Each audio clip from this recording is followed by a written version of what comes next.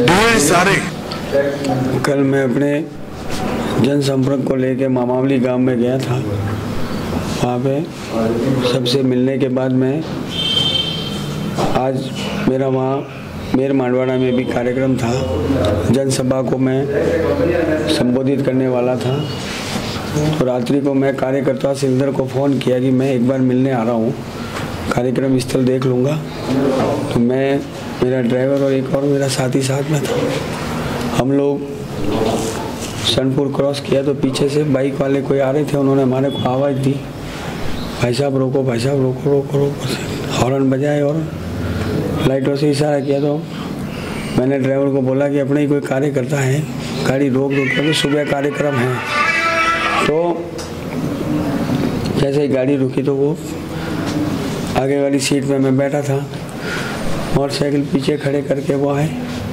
मैंने उनको अभिवादन करते हुए जो यहाँ से मेरा मुंह बाहर निकाला तो उन्होंने सीधे ही पत्थर से मेरे पीछे, जो उनके पीछे खड़ा था, उसने हाथ में क्या था मैंने ध्यान नहीं रहा, पत्थर होगा या जो भी होगा, उन्होंने सीधा वार किया। उन्होंने कहा, मुझे माँ बहन तक गालियाँ बकी और उन्होंने 2-3 बार मेरे सर पे मारा और मुझे कहा कि इस एरिया में आके अगर भाषणबाजियाँ की, इस एरिया में आना तेरा बंद है और तू यहाँ आएगा नहीं, ऐसे करके मुझे उन्होंने मारा।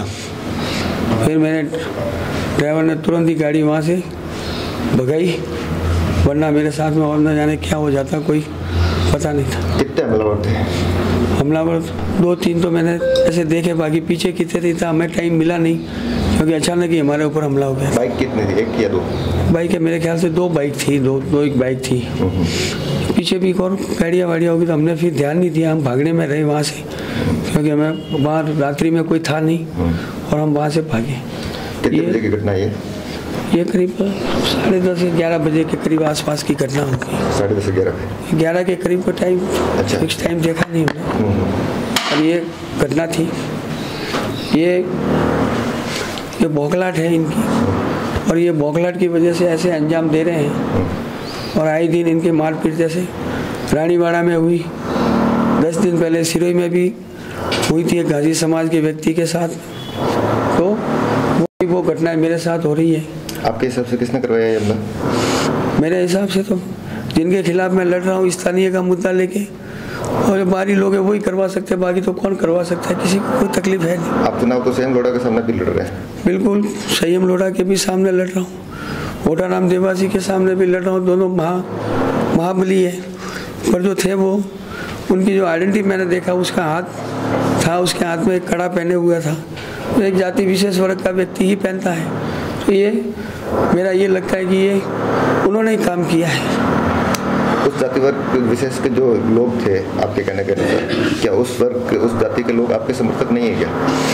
हाँ, कई समर्थक है, और ऐसे असामाजिक तत्व भी तो हर जाति वर्ग में होते ही हैं। तो ये असामाजिक तत्वों का काम है, जाति वर्ग विषय का। असामाजिक तत्व जो पीछे पड़े हुए थे, मुझे 5-6 दिन से यूँ अंदेशा था। रात को भी कल रात को मेरे बहन भी घबरा के खड़ी हुई रात को 2 बजे और मुझे कहा कि तू कहाँ है, मेरे को ऐसे अनकम्फर्ट हो रहा है, तेरे साथ में कोई घटना घटी। तो मैंने कहा ऐसा कुछ भी नहीं है। तो ये आपके साथ में जब हमला हुआ उसके बाद में आपने पुलिस को कब सूचना दी? मैंने पुलिस को सूचना, मेरे साथी थे उन्होंने फ़ोन किया और मेरे जो कार्यकर्ता थे उनको मैंने फ़ोन किया कि मेरे साथ में ये घटना घटी है और मैं सिलदर पहुंच रहा हूँ।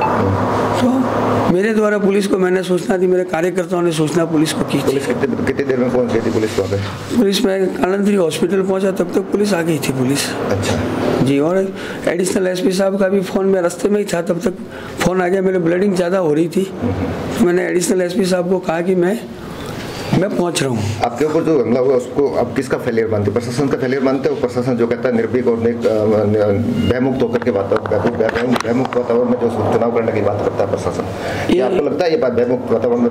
बिल्कुल भी ये भयमुक्त वातावरण नहीं है। मेरे साथ जो घटना घटी है इसके अंदर 100% ये फेलियर का ही फैली है। और तो क्या कह सकता हूँ मैं, जब मेरे कैंडिडेट के ऊपर ये हमला हो सकता है, तो एक चुनाव लड़ रहा है, एक सिरोही के स्थानीय के मुद्दे को लेके जो चुनाव लड़ रहा है, जब मैं ही सुरक्षित नहीं हूँ, मेरे ऊपर ही हमले हो रहे हैं, तो आम जन के तो सुरक्षा का कहीं कोई लेना देना ही नहीं है कि वो सुरक्षित है या नहीं है। मेरे जो कार्यकर्ता जो मेरे साथ घूम रहे हैं उनको कई दिनों से धमकाया भी जा रहा है कि आपके धंधे हैं, धंधे बंद करवा देंगे, सैंपल भरवा देंगे।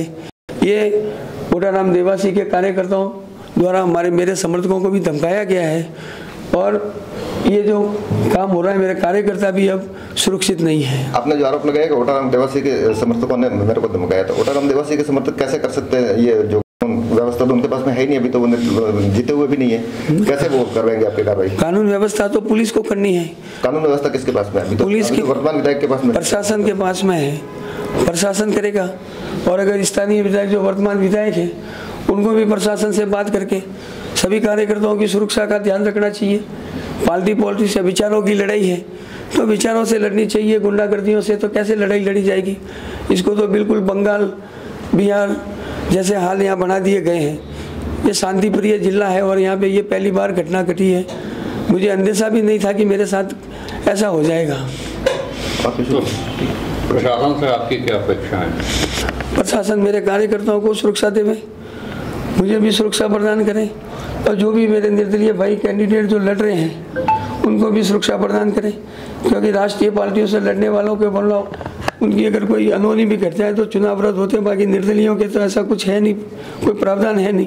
तो जो मेरे भाई निर्दलीय चुनाव लड़ रहे हैं उनको भी सुरक्षा प्रदान की जावे, उनके भी कार्यकर्ताओं को सुरक्षा प्रदान की जावे और मेरे भी कार्यकर्ताओं को सुरक्षा प्रदान की जावे, यही प्रशासन से मैं अपेक्षा करता हूँ।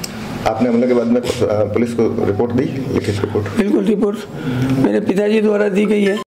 रात को मैं इस हालत में नहीं था कि मैं दे पाऊँ, मैंने ये मेरे पिताजी द्वारा दी गई है। अच्छा, उसमें किसी व्यक्ति को लिखा है, आइडेंटिफाई किया आपने?